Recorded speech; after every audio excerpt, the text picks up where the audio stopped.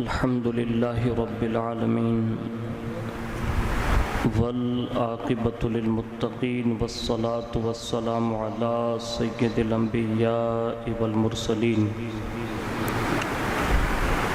وعلى آله وأصحابه وأزواجه وذرياته وأهل بيته وابنه الغوث الأعظم الجيلاني ومعين الملة والدين وشيخ الإسلام والمسلمين أعلى الحضرة الإمام أحمد رضا وعلى عباد الله الصالحين أجمعين أما بعد فأعوذ بالله من الشيطان الرجيم بسم الله الرحمن الرحيم إنما يريد الله ليذهب عنكم الرجس أهل البيت ويطهركم تطهيرا صدق الله مولانا العظيم وبلغنا رسوله النبي الأمين المختار الكريم ونحن على ذلك لمن الشاهدين والشاكرين والحمد لله رب العالمين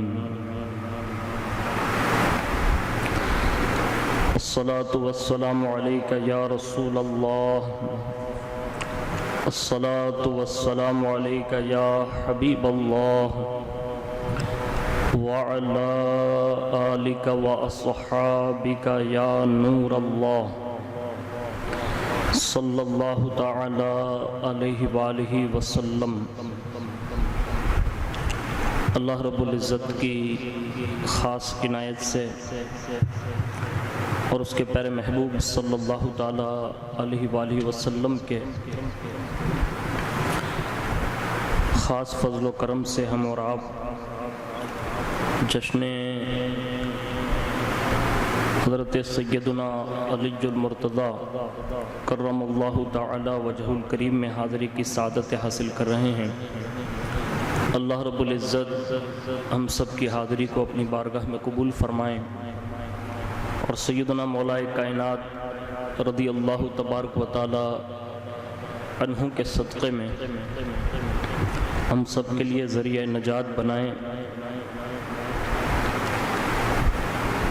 اللہ رب العزت نے اپنے پیارے محبوب صلی اللہ تعالی علیہ وآلہ وسلم کے اس عظیم الشان خانوادے کے فضائل و مناقب قرآن عظیم میں مختلف مقامات پر ارشاد فرمائے، جس میں مشہور زمانہ جو وقتاً فوقتاً فضائل اہل بیت پر جو قرآن عظیم کی آیت مبارکہ پڑھی جاتی ہے، جس میں اللہ رب العزت نے ارشاد فرمایا، اے نبی کے گھر والوں، اللہ یہی چاہتا ہے کہ تم سے ہر پلیدی کو دور فرما دیں اور تمہیں خوب ستھرا کر دیں۔ اکثر و بیشتر مفسرین کی رائے یہ ہے کہ یہ آیت اللہ تبارک و تعالی نے حضرت سیدنا علی المرتضیٰ کرم اللہ تعالی وجہ الکریم، حضرت سیدہ فاطمہ زہرا رضی اللہ تعالی عنہ، حضرت سیدنا امامین حسنین کریمین رضی اللہ تعالی عنہما کے حق میں نازل فرمائی ہے، اور قرینہ اس کا یہ ہے کہ آنکم اور اس کے بعد کی ضمیریں مذکر ہیں۔ ہمارے بزرگوں نے، ہمارے اسلاف نے،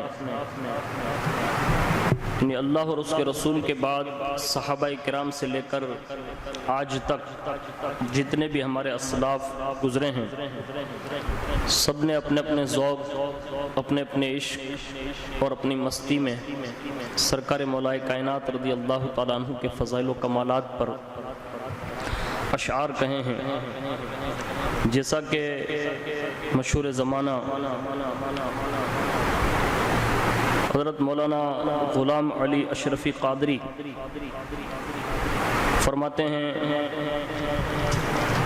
علی امام منست و منم غلام علی، ہزار جانے گرامی فدائے بنام علی۔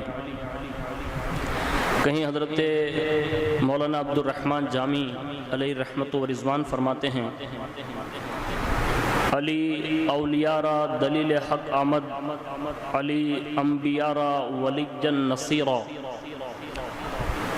علی ابن ام محمد رسول است، چے موسیٰ اخی گفت ہارون وزیرا، شفیع روز قیامت محمد دستو علی۔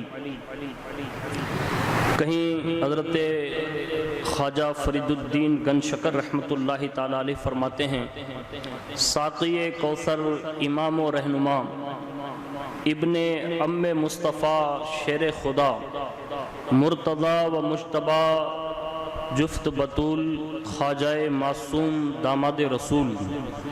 کہیں حضرت سیدنا شمس تبریز رحمۃ اللہ تعالی علیہ اپنی مستی میں عرض کرتے ہیں شاہ شریعتم توئی، پیر طریقتم توئی، شاہ شریعتم توئی، پیر طریقتم توئی، حق بحقیقتم توئی، دم ہما دم علی علی۔ آگے حضرت شاہ شرف الدین بو علی شاہ قلندر رحمت اللہ تعالی علیہ بڑے مزے میں فرماتے ہیں حیدریم قلندرم مستم، حیدریم قلندرم مستم، بندہ مرتضی علی ہستم۔ حضرت مولانا جلال الدین رومی رحمت اللہ تعالی علیہ فرماتے ہیں اوصاف علی پہ گفتگو ممکن نیست، گنجائش بہرے در سبو ممکن نیست، من ذات علی بواجبی کے دانم، الا دانم کے مثل او ممکن نیست۔ حضرت خواجہ فرید الدین عطار علیہ رحمت و رضوان فرماتے ہیں ز مشرق تا بمغرب گر امام است، ز مشرق تا بمغرب گر امام است، امیر المؤمنین حیدر تمام است، امیر المؤمنین حیدر تمام است۔ اور اس کے سوا وقتاً فوقتاً ہمارے بزرگوں نے بارگاہ سیدنا مولا کائنات رضی اللہ تبارک و تعالی عنہ میں اپنا خراج پیش کیا۔ مشہور زمانہ مجدد اعظم ہند اعلیٰ حضرت عظیم البرکت مجدد دین و ملت الشاہ امام احمد رضا خان فاضل بریلوی علیہ رحمت و رضوان اپنے مشہور زمانہ ایک سلام میں عرض کرتے ہیں مصطفیٰ جان رحمت پہ لاکھوں سلام، شمع بزم ہدایت پہ لاکھوں سلام، ان کے مولا کے ان پر کروڑوں درود، ان کے اصحاب و اطرت پہ لاکھوں سلام، مرتضی شیر حق اشجع الاشجعی، ساقی شیر و شربت پہ لاکھوں سلام، اصل نسل صفا وجہ وصل خدا، باب فضل ولایت پہ لاکھوں سلام، اولی دافع اہل رفض و خروج، چارمی رکن ملت پہ لاکھوں سلام، شیر شمشیر زن شاہ خیبر شکن، پرتو دست قدرت پہ لاکھوں سلام، ماہی رفض و تفضیل و نسب و خروج، حامی دین و سنت پہ لاکھوں سلام، مصطفیٰ جان رحمت پہ لاکھوں سلام، شمع بزم ہدایت پہ لاکھوں سلام۔ اللہ رب العزت نے حضرت سیدنا مولا کائنات رضی اللہ تبارک و تعالی عنہ کو بے شمار کمالات اور بے شمار اوصاف سے سرفراز فرمایا۔ ان میں سے ہر وصف میں مولا کائنات لاجواب ہے،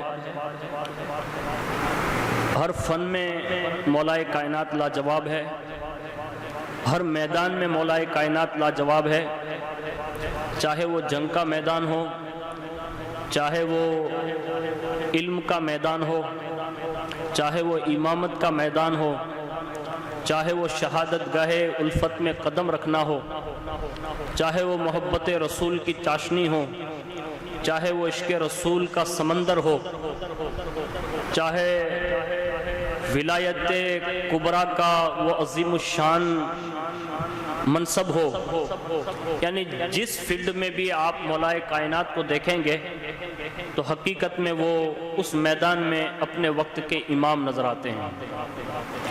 ان میں سے ایک بات عرض کرنے کی سعادت حاصل کروں گا، اور اس کے بعد آپ کی شہادت کے حوالے سے ایک تفصیلی گفتگو ہے، وہ عرض کرنے کی سعادت حاصل کروں۔ تذکرۃ الوعیدین میں ہے کہ اللہ کے پیارے حبیب صلی اللہ علیہ وسلم کا یہ ارشاد پاک ہے کہ میں علم کا شہر ہوں اور علی المرتضیٰ اس کے دروازے ہیں۔ جب یہ ارشاد پاک مشہور ہوا اور پوری دنیا میں آج بھی اس پر کئی ہمارے بزرگوں نے تقریریں فرمائی، کئی بزرگوں نے اس پہ کتابیں لکھی، لیکن رسول اللہ صلی اللہ علیہ وسلم کا یہ ارشاد سننے کے بعد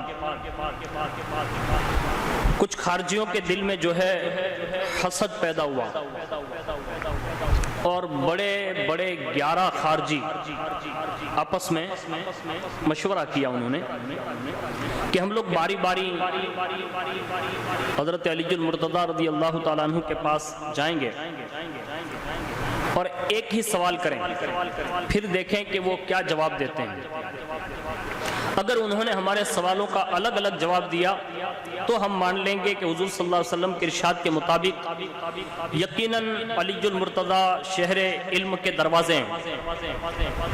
انہوں نے یہ منصوبہ بنایا، اور جب بالکل منصوبہ تیار ہو گیا، چنانچہ اس منصوبے کے تحت ان 11 آدمیوں میں سے پہلا آدمی بارگاہ علی المرتضیٰ رضی اللہ تعالیٰ عنہ میں حاضر ہوا اور یہ سوال کیا اس نے، اے علی المرتضیٰ، علم افضل ہے یا مال؟ حضرت علی رضی اللہ تعالیٰ عنہ نے جواب ارشاد فرمایا، علم افضل ہے۔ کہا اس کی دلیل؟ کہا اس کی دلیل یہ ہے کہ علم انبیاء کی میراث ہے اور مال قارون و حامان اور فرعون و شداد کی میراث ہے۔ دوسرا آیا اور سوال کیا، اے علی المرتضیٰ، علم افضل ہے یا مال؟ آپ نے ارشاد فرمایا، علم افضل ہے۔ اس کی دلیل کیا ہے؟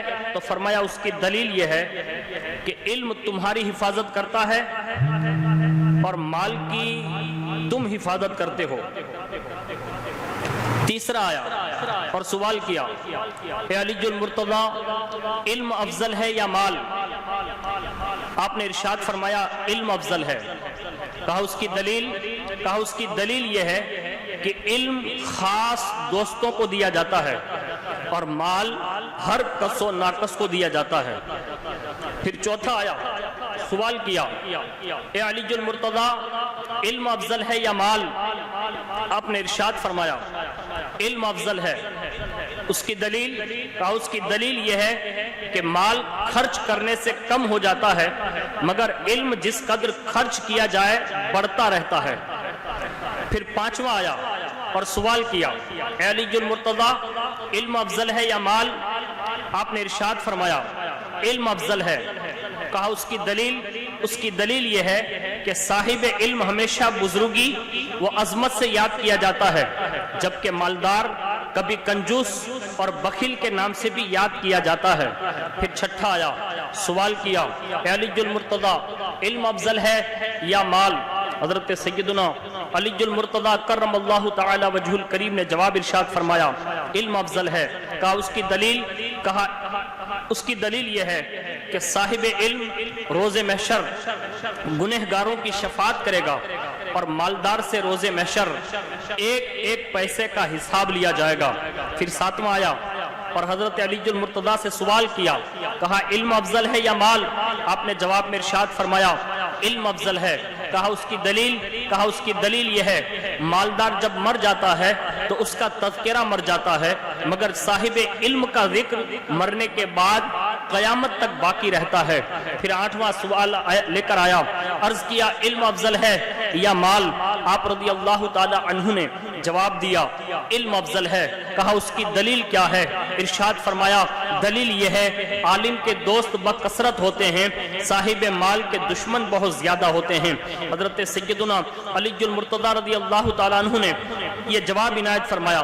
پھر 9واں آیا اور اس نے بھی سوال کیا، کہا علم افضل ہے یا مال؟ آپ نے ارشاد فرمایا علم افضل ہے۔ کہا اس کی دلیل کیا ہے؟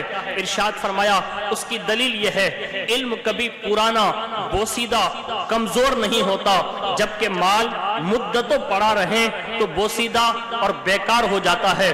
پھر 10واں آیا، سوال کیا اے علی المرتضی کرم اللہ تعالی وجہ الکریم، علم افضل ہے یا مال؟ آپ رضی اللہ تعالی عنہ نے ارشاد فرمایا علم افضل ہے۔ اس کی دلیل؟ کہا اس کی دلیل یہ ہے علم دل کو روشن کرتا ہے، مال دل کو سخت اور تاریک کر دیتا ہے۔ پھر 11واں آیا اور سوال کیا اے علی المرتضی کرم اللہ تعالی وجہ الکریم، علم افضل ہے یا مال؟ حضرت سیدنا علی المرتضی کرم اللہ تعالی وجہ الکریم نے ارشاد فرمایا علم افضل ہے۔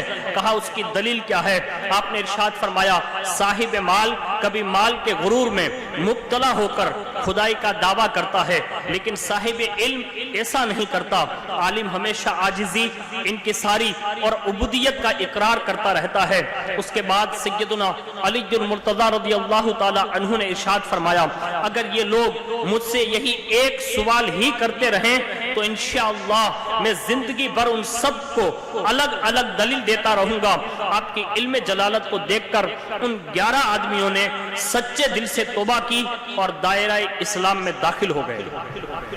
اس سے پتہ یہ چلا آپ کے فرامین سے کہ علم بہت سی وجہوں سے مال سے بدرجہ افضل ہے، اور اس وقت ہمیں اور آپ کو چاہیے کہ سیدنا مولا کائنات رضی اللہ تعالیٰ عنہ کے ان فرامین پر عمل کرتے ہوئے ہمیں خود بھی اور اپنے بچوں کو بھی علم دین مصطفیٰ صلی اللہ علیہ وسلم سے آشنا کرانا چاہیے، خود پڑھنا بھی چاہیے اور اپنے بچوں کو دین کی تعلیم سے آراستہ بھی کرنا چاہیے۔ اس لیے کہ فضائل مولا کائنات رضی اللہ تعالیٰ عنہ میں جو اہمیت والی فضیلت جس کو ہمارے بزرگوں نے لکھا ہے، تو آپ کی علمی جو فضیلت ہے اللہ اکبر۔ ہمارے اسلاف نے تو فرمایا کہ اگر مولا کائنات رضی اللہ تعالیٰ عنہ کے زمانے میں وہ جنگوں کے حالات نہ ہوتے تو آپ علم تصوف، علم روحانیت پر اتنا بڑا ذخیرہ عطا فرما دیتے کہ لوگوں کے سینے جو ہیں اس تصوف کو برداشت نہ کر سکتے اور ان کے سینے جو ہیں باقاعدہ پھٹ جاتے ہیں۔ یعنی اتنا سب کچھ اللہ تعالیٰ نے آپ کو نوازا، اور حضور صلی اللہ علیہ وسلم کے توسل سے نوازا کہ حضور صلی اللہ علیہ وسلم نے وقتاً فوقتاً مولا کائنات رضی اللہ تعالیٰ عنہ کے فضائل و کمالات جہاں بیان کیے، اور جب مولا کائنات سے کسی نے پوچھا تو سارا کا سارا یہ فضل، ساری کی ساری یہ فضیلت، ساری کی ساری یہ عظمت، ساری کی ساری یہ شان و شوکت اگر کسی کی طرف مولا کائنات نے منسوب کی ہے تو وہ ذات مصطفیٰ صلی اللہ علیہ وسلم ہے۔ عرض کرتے کہ یہ حضور کی بارگاہ سے ملا، عرض کرتے یہ حضور کے توسل سے ملا، عرض کرتے یہ حضور کی بارگاہ سے ملا۔ پتہ یہ چلا کہ ساری خیرات جو ہے آمینہ کے لال سیدنا محمد الرسول اللہ صلی اللہ علیہ وسلم کی ہیں، اور اسی در سے مولا کائنات رضی اللہ تعالیٰ عنہ بچپن سے وابستہ تھے، اور اسی در کا وہ فیضان پوری کائنات میں بانٹا، اور دنیا اس کو آج بھی الحمدللہ لے رہی ہے، اور انشاءاللہ صبح قیامت تک اس در سے فیضان پاتی رہے گی، اور انشاءاللہ قیامت کے دن بھی یہی وہ نفوس قدسیہ ہوں گے جن کو اللہ عرش کے نیچے جگہ عطا فرمائے گا، اور تمام ان کے غلام، تمام ان کے محبین، عقیدت مند، معتقدین، سارے کے سارے سرکار مولا کائنات رضی اللہ تعالیٰ عنہ کے فیضان سے انشاءاللہ شرف یاب ہوں گے۔ میں چند باتیں آپ کی شہادت کے حوالے سے عرض کرنے کی سعادت حاصل کرتا ہوں، بڑا تفصیل ہے اس کے لیے اور بڑا واقعہ ہے۔ اختصار جو ہمارے بزرگوں نے عرض کیا ہے، سب سے پہلے آپ کی شہادت کی بہت ساری پیشن گوئیاں اللہ کے پیارے حبیب صلی اللہ علیہ وسلم نے ہی ارشاد فرما دی تھی۔ امیر المؤمنین حضرت سیدنا علی المرتضیٰ کرم اللہ تعالی وجہ الکریم فرماتے ہیں کہ نبی کریم صلی اللہ علیہ وسلم نے مجھ سے ارشاد فرمایا، اے علی، خارجیوں کی ایک جماعت میں سے ایک شخص تجھے قتل کرے گا، اور اپنے دستے مبارک سے اشارہ کر کے فرمایا زخم یہاں لگے گا۔ پھر فرمایا فَيَسِيلُ دَمًا حَتَّى يَخْضِبُ لِحْيَتُكَ، پس تمہارا خون بہے گا اور تمہاری داڑھی خون سے رنگی ہو جائے گی۔ پھر حضور صلی اللہ علیہ وسلم نے ارشاد فرمایا، اے علی، اس وقت تم کیسے صبر کرو گے؟ حضرت مولا کائنات رضی اللہ تعالیٰ عنہ فرماتے ہیں، میں نے عرض کیا، حضور، جب ہونے والا کام میرے لیے مقدر ہو چکا ہے تو میں بڑی خوشی سے صبر کروں گا کہ مجھے درجہ شہادت نصیب ہوگا۔ اللہ اکبر! یہ آپ کا صبر اور تحمل، استقامت، یعنی شہادت کی خبر سننے کے بعد بھی آپ کو یہ اس بات پر فخر تھا کہ اللہ تعالیٰ مجھے شہادت کے رتبے پر فائز فرمائے گا۔ ایک مرتبہ حضور صلی اللہ علیہ وسلم نے فرمایا، اے علی، ایک بدبخت وہ تھا جس نے حضرت صالح علیہ السلام کی اونٹنی کی کونچیں کاٹی تھی، اور دوسرا بدبخت وہ ہوگا جو تمہاری کن پٹی پر تلوار مار کر تمہارے چہرے اور داڑھی کو خون سے رنگی کر دے گا۔ ایک اور روایت میں آیا ہے کہ ایک مرتبہ حضرت علی المرتضیٰ رضی اللہ تعالیٰ عنہ کی طبیعت سخت علیل ہوئی۔ لوگوں نے حالت دیکھ کر گمان کیا کہ شاید اسی بیماری میں آپ کا وصال پاک ہو جائے گا۔ حضور صلی اللہ علیہ وسلم حیات ظاہری میں تھے، لوگوں نے آپ کو اطلاع بھیجی تو آپ صلی اللہ علیہ وسلم نے ارشاد فرمایا، لن یموت الا مقتولا، نہیں، ہرگز نہیں، میرا علی ابھی نہیں مرے گا بلکہ میرا علی شہید ہوگا۔ یعنی اللہ کے پیارے حبیب صلی اللہ علیہ وسلم نے یہ جملے ارشاد فرمایا۔ ان احادیث کریمہ سے معلوم ہوا کہ حضرت علی المرتضیٰ رضی اللہ تعالیٰ عنہ کی شہادت کا علم حضور صلی اللہ علیہ وسلم کو تھا، اور آپ کے بتانے سے حضرت علی المرتضیٰ کرم اللہ تعالیٰ وجہ الکریم بھی جانتے تھے کہ انہیں مرتبہ شہادت نصیب ہوگا۔ حضرت سیدنا مولا کائنات رضی اللہ تعالیٰ عنہ نے فرمایا کہ اللہ کے پیارے حبیب صلی اللہ علیہ وسلم نے مجھ سے فرمایا کہ ابن ملجم خارج کے لشکر سے علیحدہ ہو کر علی المرتضیٰ کے لشکر میں آئے گا اور جنگ میں مجبوراً شریک ہوگا، اس سے لشکر سے نکلنے کی کوئی راہ نہ ہوگی، علی کا لشکر فتح یاب ہوگا۔ اے علی، ابن ملجم تم سے اجازت لے کر فتح کی بشارت سنانے کے لیے کوفہ آئے گا، اہل کوفہ کو فتح کی خوشخبری سنائے گا، پھر ایک ذریعے سے وہ قتل علی المرتضیٰ پر آمادہ ہوگا، حتیٰ کہ اسی کی تلوار سے علی المرتضیٰ کی داڑھی خون میں تر ہوگی۔ یہ اللہ کے پیارے حبیب صلی اللہ علیہ وسلم نے ابن ملجم تک کا نام بھی ارشاد فرمایا۔ خارجیوں کا جو فتنہ اٹھا، روایتوں میں لکھا ہے کہ جنگ جمل اور جنگ صفین کے بعد جب حضرت امیر المؤمنین علی المرتضیٰ رضی اللہ تعالی عنہ اور حضرت امیر معاویہ رضی اللہ تعالی عنہ کے مابین صلح ہو گئی اور آپ تخت خلافت پر جلوہ فرما ہو گئے، تو خارجیوں کے فتنہ نے ایک زور پکڑا۔ یہ خارجی وہی لوگ ہیں کہ جب آپ نے حضرت امیر معاویہ رضی اللہ تعالیٰ عنہ سے صلح کر لی تھی تو یہ لوگ آپ کے مخالف ہو گئے تھے، اور ان کا مطالبہ یہ تھا کہ آپ توبہ کیجئے اور حضرت امیر معاویہ رضی اللہ تعالیٰ عنہ سے جنگ کیجئے۔ آپ جواب میں فرماتے تھے کہ ہمارے درمیان جب صلح ہو گئی ہے تو عہد شکنی اور وعدہ خلافی یہ مومن کا شیوا نہیں ہے۔ ان خارجیوں کے متعلق اللہ کے پیارے حبیب صلی اللہ علیہ وسلم نے حضرت علی المرتضیٰ رضی اللہ تعالیٰ عنہ کو پہلے سے ہی خبر عطا فرمائی تھی۔ شواہد النبوہ میں یہ بات نقل ہے کہ ایک مرتبہ حضور صلی اللہ علیہ وسلم نے حضرت مولا کائنات رضی اللہ تعالیٰ عنہ سے ارشاد فرمایا، اے علی، ان قریب تم جماعت مارقین سے جنگ کرو گے، اس لشکر کا دوسرا وہ شخص ہوگا جس کے سر اور کندھے کے درمیان عورتوں کے پستان کی طرح گوشت ابھرا ہوا ہوگا جس پر بال ہوں گے، اس شخص کو ذو صدیہ کہہ کر پکارا جائے گا، ذو صدیہ کہہ کر پکارا جائے گا۔ دلائل ابن وہبی میں ہے کہ حضرت سیدنا ابو سعید خدری رضی اللہ تعالیٰ عنہ فرماتے ہیں کہ میں حضور صلی اللہ علیہ وسلم کی خدمت میں حاضر تھا اور حضور کچھ سامان جو ہے تقسیم فرما رہے تھے کہ قبیلہ بنی تمیم کا ایک شخص جس کا نام ذوالخویصرہ تھا، حضور صلی اللہ علیہ وسلم کے آگے آیا اور کہنے لگا اعدل یا رسول اللہ صلی اللہ علیہ وسلم، عدل فرمائیے کہ اللہ کے پیارے حبیب صلی اللہ علیہ وسلم۔ حضور صلی اللہ علیہ وسلم نے یہ سن کر ارشاد فرمایا وَيْحَكَ مَنْ يَعْدِلْ بَعْدِي، تجھ پر افسوس ہے، میرے بعد پھر کون عدل کرے گا؟ اگر میں عدل نہ کروں گا تو عدل دنیا سے اٹھ جائے گا۔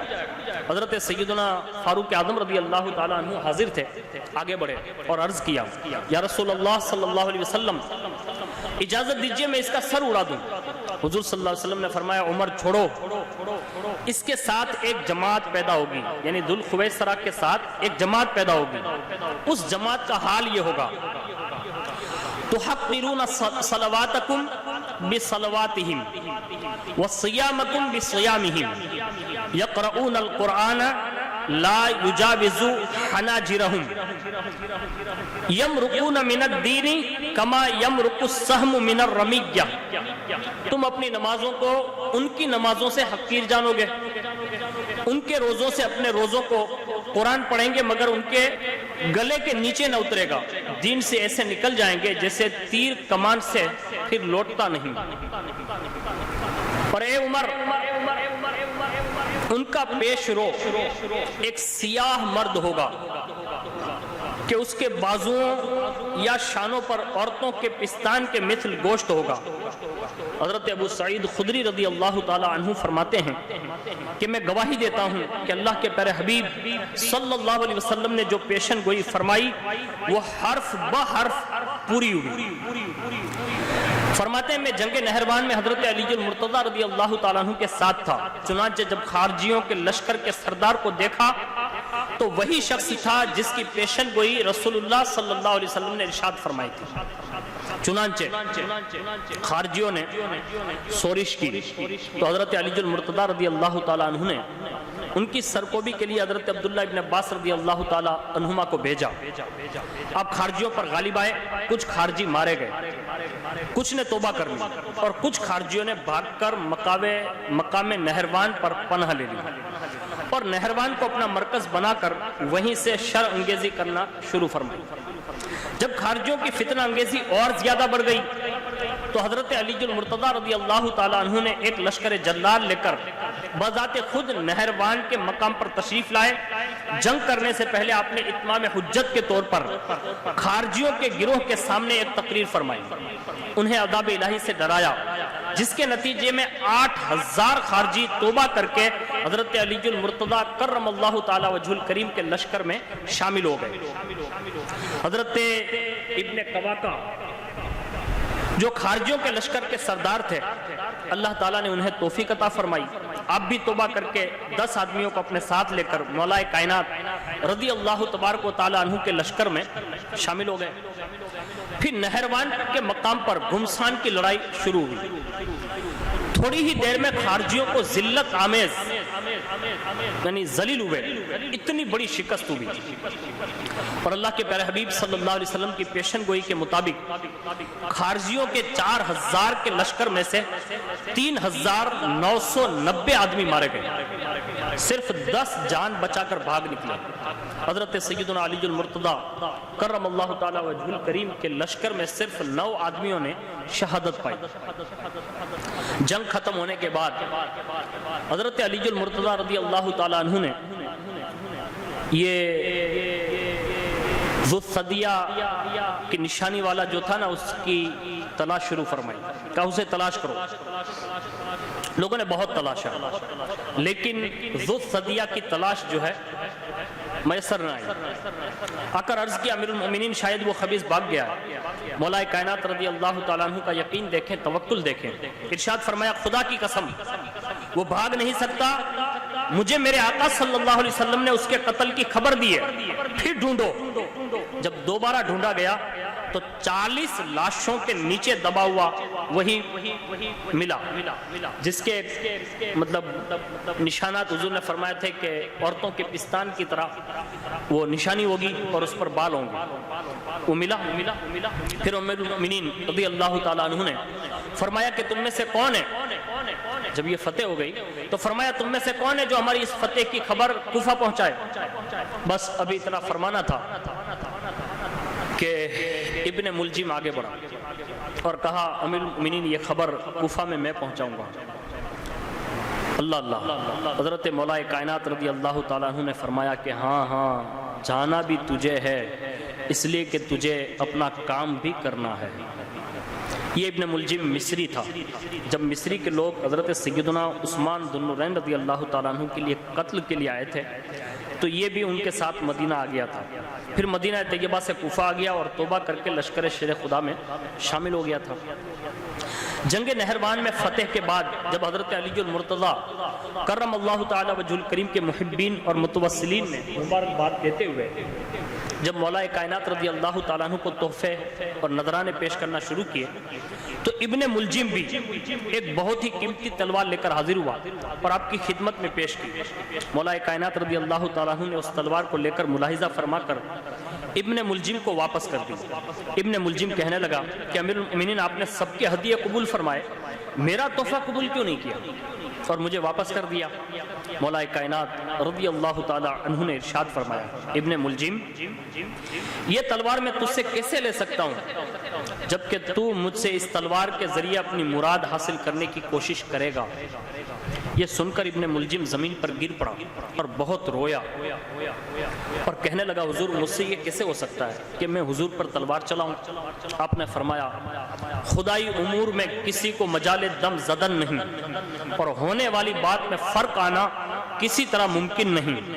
ابن ملجم نے جب یہ جواب سنا تو سن کر کہنے لگا حضور میں آپ کے سامنے موجود ہوں، میرے دونوں ہاتھ کٹوا دیجئے تاکہ یہ مجھ سے جرم واقع نہ ہو۔ آپ نے ارشاد فرمایا بغیر جرم واقع ہوئے سزا نہیں دی جاتی۔ پھر ابن ملجم حضرت علی المرتضیٰ رضی اللہ تعالیٰ عنہ کے کوفہ پہنچنے سے پہلے کوفہ آ گیا اور کوفہ کی گلی کوچوں میں فتح کی خوشخبری سناتا پھر رہا تھا کہ ناگہا ایک مکان سے دف کی آواز آئی، عورتوں کے گانے کی آواز آئی۔ اس کے کانوں میں جیسے ہی وہ آواز پڑی تو مکان کے دروازے پر کھڑا ہو کر دل میں کہنے لگا کہ میں اس گھر والوں کو اس ناجائز کام سے منع کر دوں اور عذاب الہی سے ڈراؤں گا۔ یہ سوچ کر اس نے گھر والوں کو آواز دی، چونکہ اس گھر میں شادی تھی۔ اس کی آواز سن کر عورتوں کی ایک جماعت گھر سے باہر آئی۔ انہی عورتوں میں ایک عورت تھی جس کا نام قطامہ تھا اور یہ خارجیہ تھی۔ ابن ملجم کی نظر جیسی قطامہ خارجیہ پر پڑی نصیحت کرنا وہ بھول گیا۔ اس عورت کی فاسد محبت اس کے دل میں پیدا ہوئی۔ قطامہ کو اشارہ سے الگ بلا کر پوچھا ایمی انتی ام ذات بعلن، تو شادی شدہ ہے یا غیر شادی شدہ؟ قطامہ نے جواب دیا میں غیر شادی شدہ ہوں۔ ابن ملجم نے پوچھا کس قبیلے سے ہو؟ قطامہ نے بتایا میں قبیلہ بنو تمیم الرباب سے ہوں۔ قبیلہ بنی تمیم الرباب خارج میں سے تھا۔ پھر ابن ملجم نے پوچھا تو شادی کرنا چاہتی ہے؟ قطامہ نے جواب دیا چاہتی ضرور ہوں، لیکن میں نے اپنا مہر 3 باتیں رکھی ہیں۔ کہا وہ کیا ہے؟ ابن ملجم نے کہا تیری شرائط کیا ہے؟ جواب دینے سے پہلے قطامہ کچھ دیر روتی رہی، پھر کہا جنگ نہروان میں لشکر علی نے میرے 12 رشتہ داروں کو قتل کیا ہے، لہذا جب سے میں نے اپنا مہر 3 بات رکھا ہے۔ ابن ملجم نے کہا وہ 3 باتیں بیان کر۔ قطامہ نے کہا 3000 درہم، ایک خوبصورت کنیز اور قتل علی ابن ابی طالب۔ ابن ملجم نے کہا 2 باتیں تو ممکن ہے، لیکن حضرت علی المرتضیٰ رضی اللہ تعالیٰ عنہ کا قتل یہ بڑا زبردست معاملہ ہے اور یہ آسان نہیں۔ قطامہ نے کہا درہم اور کنیز تو چھوڑ سکتی ہوں، لیکن قتل علی ابن ابی طالب نہیں چھوڑ سکتی، والعیاذ باللہ تعالی۔ ابن ملجم تھوڑی دیر تو سوچتا رہا، پھر کہا خدا کی قسم علی المرتضیٰ رضی اللہ تعالیٰ عنہ کا کہنا سچ ہے، خدا کو یہی منظور ہے، میں اس شہر کوفہ میں فتح یابی کی خوشخبری دینے نہیں آیا تھا بلکہ قتل علی کو ہی آیا تھا۔ پھر ابن ملجم نے قتامہ سے کہا میں قتل علی المرتضیٰ کے لیے بھی تیار ہوں مگر ان پر صرف ایک وار کرنے کا ذمہ دار ہوں۔ قتامہ نے کہا اچھا ایک ہی وار صحیح، لیکن تو اپنی تلوار مجھے دے دے۔ ابن ملجم نے اپنی تلوار قتامہ کے حوالے کر دی۔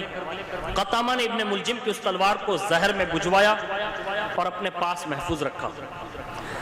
جنگ نہروان سے واپسی پر حضرت علی المرتضیٰ رضی اللہ تعالیٰ عنہ سب سے پہلے کوفہ کی جامع مسجد میں تشریف لائے۔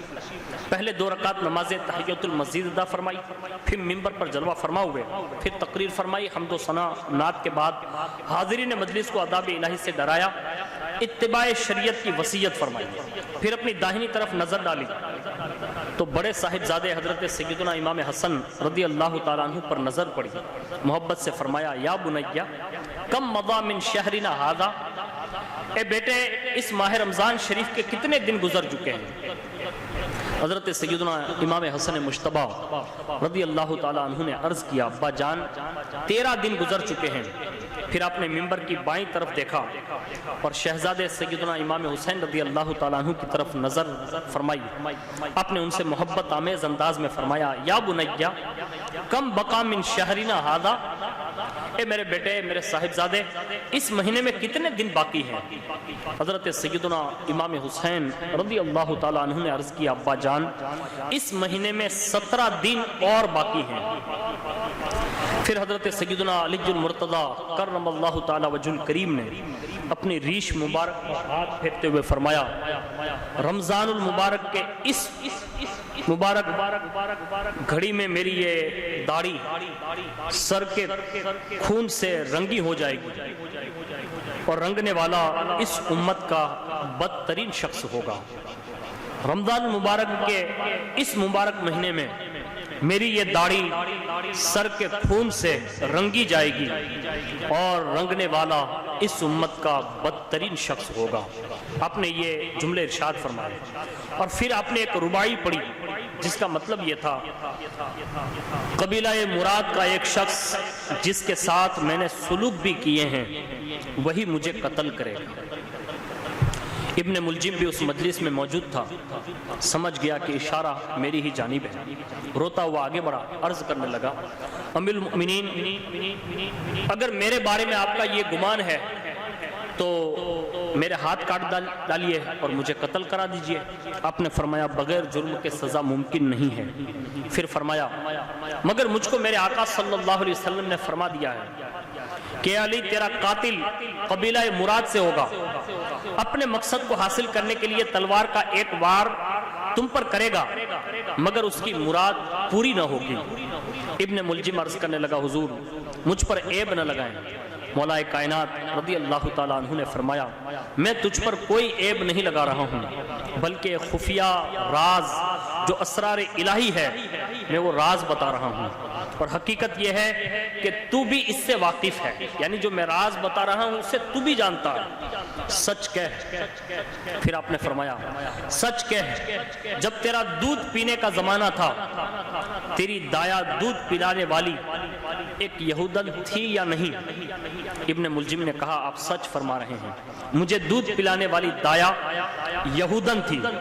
پھر حضرت سیدنا علی المرتضیٰ کرم اللہ تعالی وجہ الکریم نے فرمایا ایک روز وہ تجھ پر غصہ ہو گئی اور تجھے کہا آقرو ناقت صالحین، حضرت صالح علیہ السلام کی اونٹنی کا کوچ کاٹنے والا، یعنی یہ جملہ کہا۔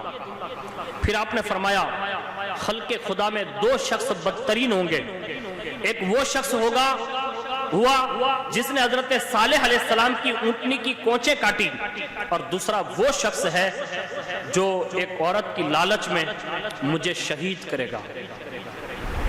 پھر حضرت مولا کائنات رضی اللہ تعالیٰ عنہ کی آنکھوں میں آنسو جاری ہو گئے یہاں تک کہ آپ کی ریش مبارک تر ہو گئی۔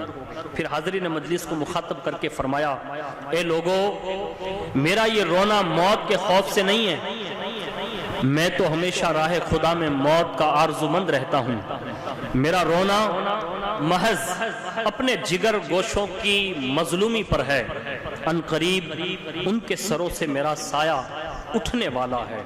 پھر آپ نے حاضرین مجلس کو مخاطب کر کے فرمایا، اے حاضرین جلسہ، جو اس وقت موجود نہیں ہیں انہیں بھی مطلع کر دینا کہ علی شیر خدا کی وصیت ہے کہ جب میرے یہ فرزند دلبند شہید کیے جائیں اور تمہیں اس کی خبر پہنچیں تو ان کے غم میں شریک ہونا، ان کی مدد کرنا۔ آپ کے یہ کلمات سن کر حاضرین محفل رونے لگے، عہد کیا کہ ہم آپ کے آل پاک کا ساتھ دیں گے۔ یہی عہد کرنے والے وہی تمام کوفی ہیں جو اپنے آپ کو شیعان علی کہتے تھے، اور بعد میں یہی کوفی عہد شکن ثابت ہوئے کہ ابن زیاد کے آتے ہی سب کے سب امام حسین رضی اللہ تعالیٰ عنہ سے علیحدہ ہو گئے، اور ابن زیاد کے ہاتھ پر ان تمام شیعان علی نے بیعت کر لی۔ پھر امیر المؤمنین حضرت علی المرتضی کرم اللہ تعالی وجہ الکریم کوفہ کی جامع مسجد سے گھر تشریف لائے۔ رمضان شریف کا مہینہ تھا، آپ کبھی حضرت امام حسن رضی اللہ تعالیٰ عنہ اور کبھی حضرت امام حسین رضی اللہ تعالیٰ عنہ کے یہاں افطار اور سحر وغیرہ کیا کرتے تھے۔ اس دوران ابن ملجم بھی کبھی کبھی مولا کائنات رضی اللہ تعالیٰ عنہ کی مجلس میں آتا جاتا رہتا تھا، بلکہ ایک مرتبہ اس نے آپ سے ایک سواری مانگی، آپ نے اسے سواری عطا فرمائی۔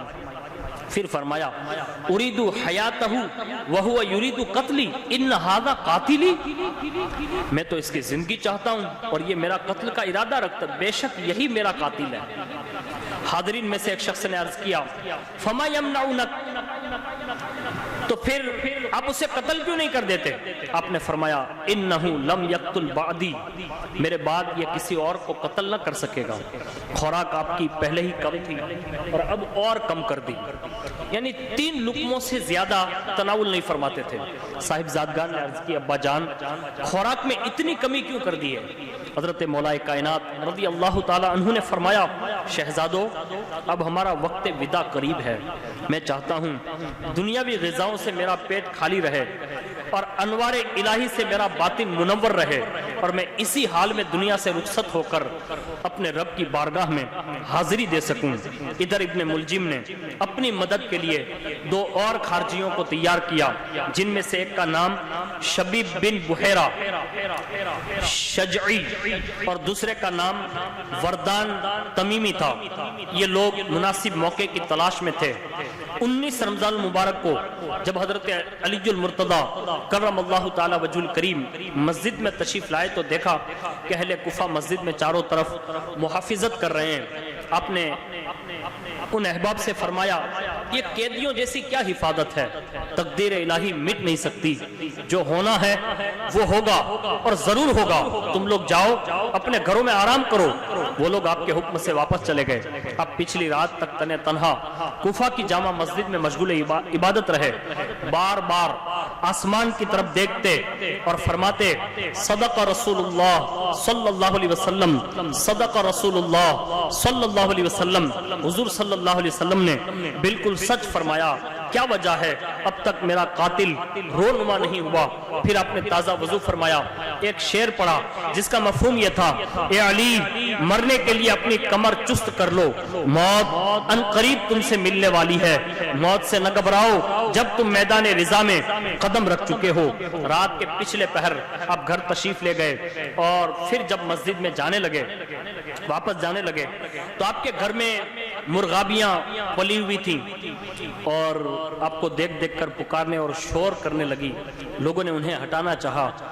مولا کائنات رضی اللہ تعالیٰ عنہ نے ارشاد فرمایا، ان مرغابیوں کو نہ روکو، یہ مجھ سے ودا ہو رہی ہیں۔ اور ایک روایت میں ہے کہ جب آپ کی صاحبزادیوں نے انہیں ہٹانا چاہا تو آپ نے اس وقت فرمایا، اس وقت یہ فریاد کر رہی ہیں اور یہ مرغابیاں میرے غم اور میری جدائی میں رو رہی ہیں۔ آج آج کی رات اس رات آپ نے اپنے بڑے صاحبزادے حضرت سیدنا امام حسن مجتبی رضی اللہ تعالیٰ عنہ کے گھر روزہ افطار فرمایا تھا. پھر کھانے سے فارغ ہو کر آپ نے بہت ساری وصیتیں فرمائی تھی. جب رات کے پچھلے پہر آپ گھر سے پھر مسجد کی طرف جانے لگے تو آپ کی زبان مبارک پر یہ شعر تھا: خلو سبیل المؤمن المجاہد، خلو سبیل المؤمن المجاہد فی اللہ لا یعبد غیر الواحد. یعنی راستہ دو مومن مجاہد کو راہ خدا میں، وہ غیر معبود کو نہیں پوچھتا. اسی رات ابن ملجم اور اس کے دونوں ساتھی شراب پی کر رات میں قطامہ خارجیہ کے مکان پر سو رہے تھے. رات کے آخری حصے میں اس خبیثہ خارجیہ قطامہ نے ان کو بیدار کیا، کہا جلدی جاؤ ورنہ مسجد نمازیوں سے بھر جائے گی. یہ تینوں خبیث مسجد میں آئے اور یہ طے کیا کہ باہر کے دو دروں میں شبیب اور وردان چھپ کر بیٹھے اور اندر کے در میں ابن ملجم چھپ کر بیٹھے. مناسب موقع دیکھ کر پہلے شبیب اور وردان ایک ساتھ وار کریں، اگر ان کا وار خالی جائیں تو موقع پا کر ابن ملجم وار کریں. اس منصوبہ کے تحت یہ تینوں خارجی مسجد میں چھپ کر بیٹھ گئے. چونکہ اذان کا وقت ہو چکا تھا، ام المؤمنین مولا کائنات رضی اللہ تعالیٰ عنہ نے خود جو ہے اذان ارشاد فرمائی: اللہ اکبر اللہ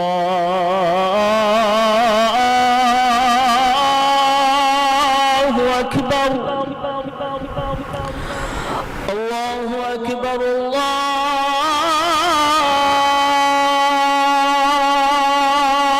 اللہ اکبر اشہد ان لا الہ الا اللہ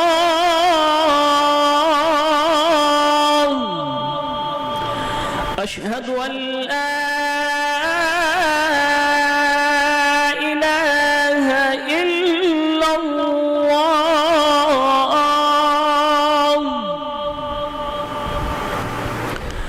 أشهد أن محمد رسول الله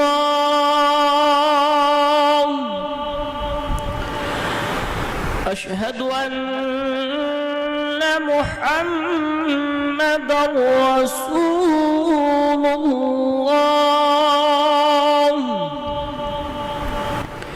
حي على الصلاة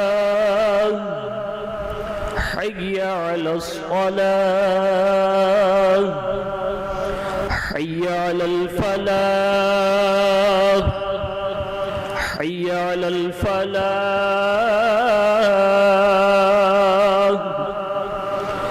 الصلاة خير من النوم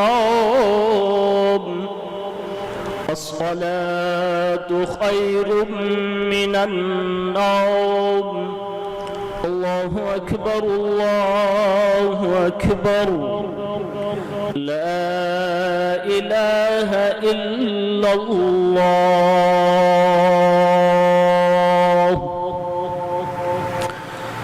جب آپ رضی اللہ تعالیٰ عنہ نے اذان مکمل فرمائی اور آپ مسجد میں داخل ہوئے تو شبیب خبیث نے وار کیا. اس کی تلوار طاق سے ٹکرا کر ٹوٹ گئی. فوراً وردان نے وار کیا، اس کی تلوار دیوار سے ٹکرا کر ٹوٹ گئی اور یہ دونوں بھاگ نکلے. ام المؤمنین رضی اللہ تعالیٰ عنہ کرشمہ قدرت دیکھ کر خاموش رہے، کوئی شور و غل نہیں فرمایا. نہایت صبر اور ضبط کے ساتھ مسجد کے اندر تشریف لے گئے. محراب مبارک میں کھڑے ہو کر نہایت اطمینان سے نماز کی نیت باندھی. جب آپ نے پہلی رکعت کے سجدے سے سر اٹھایا اسی وقت ابن ملجم خبیث نے آپ کے سر پر نور پر تلوار کا وار کیا. ابن ملجم کی تلوار کا وار، یہ زخم آپ کے سر مبارک پر اس جگہ لگا جہاں جنگ خندق کے موقع پر ابن عبد ود کی تلوار سے زخم لگا تھا. زخم کھل گیا، سر مبارک سے مغز جو ہے باہر آ گیا اور آپ کی زبان مبارک سے یہ کلمہ نکلا: فزت برب الکعبہ فزت برب الکعبہ فزت برب الکعبہ. خدا کی قسم میں اپنی مراد کو پہنچا، خدا کی قسم میں اپنی مراد کو پہنچا، خدا کی قسم میں کامیاب کامیاب ہو گیا۔ ابن ملجم خبیث آپ کی اس آواز کو سن کر چلاتا ہوا پکارتا ہوا بھاگا اور کہتا جاتا تھا افسوس امیر المؤمنین شہید کر دیے گئے، امیر المؤمنین شہید کر دیے گئے۔ اہل کوفہ ابن ملجم کے شور و گل کو سن کر مسجد میں جمع ہو گئے۔ انہوں نے دیکھا کہ حضرت امیر المؤمنین علی المرتضیٰ رضی اللہ تعالیٰ عنہ اپنی خون آلود داڑھی شریف پر ہاتھ پھیر رہے ہیں اور فرما رہے ہیں اسی طرح میں دربار رسالت مآب صلی اللہ علیہ وسلم میں جاؤں گا، سیدہ زہرا طیبہ طاہرہ فاطمہ الزہرا سے ملوں گا، چچا حمزہ سے ملاقات کروں گا اور اپنی کیفیت اپنے بھائی حضرت جعفر طیار کو دکھاؤں گا۔ حسنین کریمین رضی اللہ تعالی عنہما قریب ہی کھڑے تھے اور ان کی آنکھوں سے آنسو جاری ہے کہ اتنے میں کسی نے عرض کیا امیر المؤمنین یہ کس خبیث نے ایسا کام کیا ہے؟ آپ نے فرمایا ٹھہرو، ابھی جو میرا قاتل ہے وہ آ ہی رہا ہے۔ ابھی یہ باتیں ہو ہی رہی تھی کہ شبیب آتا ہوا نظر آیا۔ لوگوں نے پوچھا تو ہی قاتل ہے؟ انکار کرنا چاہا کہ اس کے منہ سے خود بخود نکل گیا ہاں۔ لوگوں نے اسی وقت اسے اتنا مارا وہیں اس نے دم توڑ دیا۔ ابن ملجم بھاگ کر اپنے چچا زاد بھائی کے یہاں پہنچا۔ اس کی کیفیت دیکھ کر اس کے چچا زاد بھائی نے پوچھا تو گھبرایا ہوا پریشان کیوں نظر آ رہا ہے؟ کیا تو ہی قاتل علی المرتضیٰ ہے؟ انکار کرنا چاہتا تھا مگر خود بخود اس کے منہ سے نکلا ہاں میں ہی قاتل علی المرتضیٰ ہوں۔ اس کے چچا زاد بھائی نے اسی وقت اس کو گرفتار کر کے کوفہ کی جامع مسجد میں لا کر ڈال دیا۔ جب ابن ملجم کو گرفتار کر کے لائے اور دیکھ کر مولا کائنات رضی اللہ تعالیٰ عنہ نے فرمایا دیکھو جو میں کہتا تھا نا وہی ہوا۔ پھر حضرت علی المرتضیٰ رضی اللہ تعالیٰ عنہ نے فرمایا اسے جیل خانے میں لے جاؤ، جو میں کھاؤں اسے بھی کھلاؤ، جو میں پیوں اسے بھی پلاؤ۔ اگر میں بچ گیا تو جو میری رائے ہوگی وہی میں کروں گا، اور اگر میرا وصال ہو جائے تو میں وصیت کرتا ہوں کہ اس نے میرے اوپر ایک ہی وار کیا ہے اس پر بھی ایک ہی وار کیا جائے۔ پھر آپ کو ایک گداز انہی کمبل میں آپ رضی اللہ تعالیٰ عنہ کو لٹایا گیا، سر مبارک کے نیچے تکیہ رکھا گیا اور حضرت حسنین کریمین رضی اللہ تعالیٰ عنہما آپ کو اٹھا کر گھر لائے۔ آپ نے فرمایا میرا سر جانب مشرق رکھو کیونکہ ایسا ہی کہا گیا۔ صبح ہو چکی تھی، آپ نے صبح کو مخاطب کر کے فرمایا اے صبح میں تجھے اس خدا کی قسم دے کر کہتا ہوں جس کے حکم سے تو آئی ہے، قیامت کے دن تجھے گواہی دینی ہوگی کہ میں سب سے پہلے حضور صلی اللہ علیہ وسلم پر ایمان لایا، سب سے پہلے میں نے فریضہ الہی ادا کیا، اور جب سے اب تک تو نے مجھے غفلت کی نیند سوتے نہیں دیکھا۔ پھر فرمایا وَقَفَا بِاللَّهِ شَهِيدًا وَقَفَا بِاللَّهِ شَهِيدًا وَقَفَا بِاللَّهِ شَهِيدًا، مجھے میرے رب کی گواہی کافی ہے، مجھے میرے رب کی گواہی کافی ہے۔ آپ کے یہ جملے سن کر لوگ چیخو پکار مار مار کر رونے لگے۔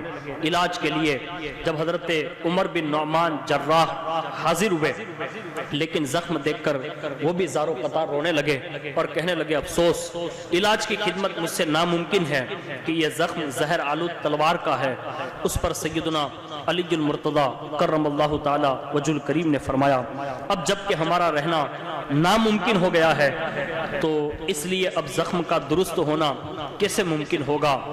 19 رمضان مبارک کی صبح کو زخم لگا، 20 رمضان مبارک کا دن گزار کر رمضان مبارک کی 21ویں رات کے شروع کے حصے میں آپ نے اپنے صاحبزادی حضرت ام کلثوم رضی اللہ تبارک و تعالی عنہ سے فرمایا یا بنت ام کلثوم غلقی علی ابیک الباب، اے بیٹی ام کلثوم اپنے باپ پر دروازہ بند کر دو۔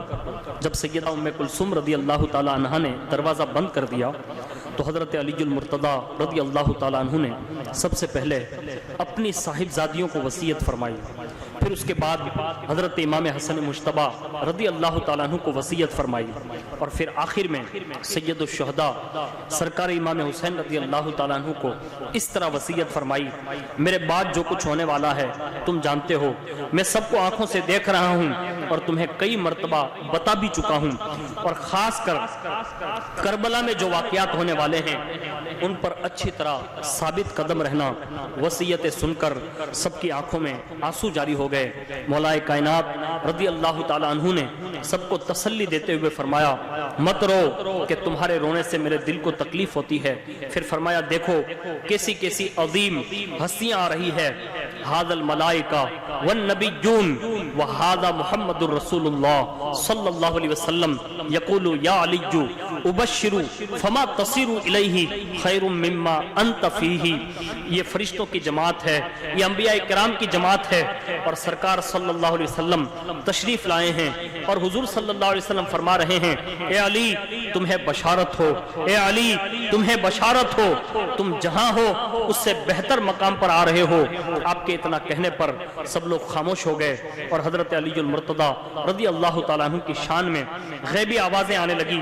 پھر ایک آواز یہ گونجی ہٹ جاؤ ہٹ جاؤ ہٹ جاؤ ہٹ جاؤ، سرکار محمد الرسول اللہ صلی اللہ علیہ وسلم تشریف لا رہے ہیں۔ پھر اس کے بعد مولا کائنات رضی اللہ تعالیٰ عنہ سے یہ آواز سنائی دی لا الہ الا اللہ محمد الرسول اللہ صلی اللہ تعالیٰ علیہ وآلہ وسلم، اور اسی آواز پر آپ رضی اللہ تعالیٰ عنہ کی روح جو ہے وہ پرواز کر گئی، انا للہ و انا الیہ راجعون۔ اور اس کے بعد ایک آواز یہ سنائی دی جو حضور صلی اللہ علیہ وسلم کی آواز تھی، میرا علی شہید ہو گیا، میرا علی شہید ہو گیا، میرا علی شہید ہو گیا۔ اب امت کا نگہبان کون ہوگا اور ان کی سیرت و کردار کی پیروی کون کرے گا؟ اور یہیں پر ایک بڑی پیاری روایت اس طرح بھی ملتی ہے کہ حضرت سیدنا امام حسین رضی اللہ تعالیٰ عنہ فرماتے ہیں کہ جب حضرت علی المرتضیٰ کرم اللہ تعالیٰ وجہ الکریم نے شہادت پائی تو ہم نے ایک منادی کو ندا دیتے ہوئے سنا کہ سب لوگ کمرے سے باہر چلے جاؤ، سب لوگ کمرے سے باہر چلے جاؤ اور اس مقبول بندے کو ہمارے پاس چھوڑ دو۔ یہ غیبی آواز سن کر ہم سب لوگ باہر آ گئے تو اندر سے منادی نے ندا کی۔ حضور اقدس صلی اللہ علیہ وسلم کے تشریف لے جانے کے بعد وصی رسول صلی اللہ علیہ وسلم نے بھی جام شہادت نوش فرما لیا۔ جو دین کے نگہبان تھے حضور صلی اللہ علیہ وسلم کے قول و فعل پر عمل کرتے تھے اور ان کی کامل اتباع کرتے تھے۔ جب یہ ندا آنا بند ہو گئی ہم لوگ اندر گئے تو دیکھا کہ آپ کو کفن وغیرہ پہنا دیا گیا ہے۔ پھر ہم نے آپ کی نماز جنازہ ادا کی اور آپ کو دفن کیا۔ علماء کرام نے ایک تفصیل اس طرح بھی بیان کی ہے کہ سیدنا مولا کائنات رضی اللہ تعالیٰ عنہ کی وصیت کے مطابق حضرت امام حسن، حضرت سیدنا امام حسین رضی اللہ تعالیٰ عنہما نے آپ کو غسل دیا۔ حضرت عبداللہ ابن جعفر طیار رضی اللہ تعالیٰ عنہما نے پانی ڈالتے رہے۔ غسل و کفن سے فارغ ہو کر حضرت امام حسن رضی اللہ تعالیٰ عنہ نے آپ کی نماز جنازہ پڑھائی۔ پھر کوفہ سے کم و بیش 7 میل کے فاصلے پر مقام غریبین میں آپ کو، جہاں اس وقت جس جگہ کو نجف اشرف کہا جاتا ہے، وہاں آپ کو دفن کیا گیا۔ اپنے وصال پاک سے پہلے ہی حضرت علی المرتضیٰ رضی اللہ تعالیٰ عنہ نے اپنے دفن کے متعلق وصیت فرمائی تھی، جب میں دنیا سے رخصت ہو جاؤں تو کوفہ سے 7 میل کے فاصلے پر مقام غریبین میں مجھے دفن کر دینا۔ وہاں ایک سفید پتھر ہے اور اس سے نور چمکتا ہے، اس پتھر کو ہٹا کر دیکھنا، اس کے نیچے گہری جگہ ظاہر ہوگی، اسی میں مجھے دفن کر دینا۔ اب اس جگہ کو نجف اشرف کہتے ہیں اور یہاں ایک بہت بڑا خوبصورت شہر آباد ہے۔ نجف اشرف کوفہ سے 7 میل کے فاصلے پر ہے اور کربلا معلیٰ سے 60 میل کے فاصلے پر ہے۔ حضرت علی المرتضیٰ رضی اللہ تعالیٰ عنہ کی شہادت کے بعد حضرت امام حسن رضی اللہ تعالیٰ عنہ نے کوفہ والوں کے سامنے جو ایک مختصر اور جامع تقریر فرمائی، اس کا خلاصہ یہ تھا، کل تم میں ایک ایسے مرد کامل تھے جنہیں رات کو شہید کیا گیا، آج وہ اللہ تعالیٰ کے پاس پہنچ گئے، جس سے نہ پہلوں نے سبقت کی نہ پچھلے پہنچ سکتے ہیں۔ جب حضور صلی اللہ علیہ وسلم انہیں کسی فوج کی سرداری میں بھیجتے تھے تو حضرت جبریل علیہ السلام، حضرت میکائیل علیہ السلام ان کے دائیں بائیں ہوتے تھے۔ جب تک اللہ تعالیٰ انہیں فتح نہ عطا فرما دیتا یہ دونوں فرشتے واپس نہیں لوٹتے تھے۔ امیر المؤمنین حضرت علی المرتضیٰ کرم اللہ تعالیٰ وجہ الکریم کی تدفین سے فارغ ہو کر لوگوں نے پھر عبد الرحمن ابن ملجم کے ہاتھ پیر کاٹے اور ایک ٹوکری میں ڈال کر اس میں آگ لگا دی اور جلا کر اسے ہمیشہ ہمیشہ کے لیے ختم فرما دیا۔ حضرت مولا کائنات رضی اللہ تعالیٰ عنہ کی شہادت کے اور وصال کے کم و بیش 3 یا 4 دن کے بعد کچھ لوگوں نے آ کر حضرت حسنین کریمین رضی اللہ تعالیٰ عنہما کو اطلاع دی کہ کوفہ کے فلاں جنگل میں ایک ویران مقام پر ایک خستہ حال آدمی ہے، مولا کائنات رضی اللہ تعالیٰ عنہ کی یاد میں رات دن وہ گریہ اور زاری کرتا رہتا ہے، آپ حضرات وہاں تشریف لے چلیں، اسے تسلی دیں، شاید اسے سکون میسر آ جائیں۔ حضرت امام حسنین کریمین رضی اللہ تعالیٰ عنہما اس غریب خستہ حال آدمی کے پاس آئے، اسے اس کا حال پوچھا، اس نے کہا میرا دنیا میں کوئی نہیں ہے، میں اکیلا ہوں، تنہا رہتا تھا، ایک مرد کامل آتے تھے میرے پاس بیٹھتے تھے اور کہتے تھے مسکین کے پاس مسکین آیا ہے، درویش کا ہم نشیں درویش ہے، غریب ہے اور غریب کا ساتھی ہے، آج 4 روز ہو گئے ہیں وہ میرے پاس نہیں آئے، میں ان کی راہ دیکھ رہا ہوں، انہی کے غم میں رو رہا ہوں۔ بس اتنا سننا تھا۔ شہزادگان علی المرتضی کرم اللہ تعالی وجہ الکریم ورضی اللہ تعالی عنہما نے فرمایا ہم انہی مرد کامل اور اسی درویش اور اسی مرد کامل کے صاحب زادگان ہیں، ان مرد کامل کا وصال ہو گیا ہے، اب تم صبر سے کام لو۔ اس شخص نے کہا شہزادو مجھے صبر جب آئے گا کہ مجھے ان کی قبر انور پر لے چلو۔ اس غریب شخص کی حالت دیکھ کر حضرت امامین حسنین کریمین رضی اللہ تعالیٰ عنہما اس بندے کو حضرت امیر المؤمنین علی المرتضی رضی اللہ تعالیٰ عنہ کی قبر شریف پر لے آئے، تو وہ شخص قبر شریف سے لپٹ گیا اور یوں دعا کی، اے اللہ تو نے مجھے زندگی میں ان کے ساتھ رکھا تھا، اب مجھے موت دے کہ میں بھی ان سے جا ملوں۔ بس اسی وقت اس کی دعا قبول ہوئی اور قبر شریف سے لپٹے ہوئے ہی اس کی روح بھی پرواز کر گئی۔ انا للہ و انا الیہ راجعون۔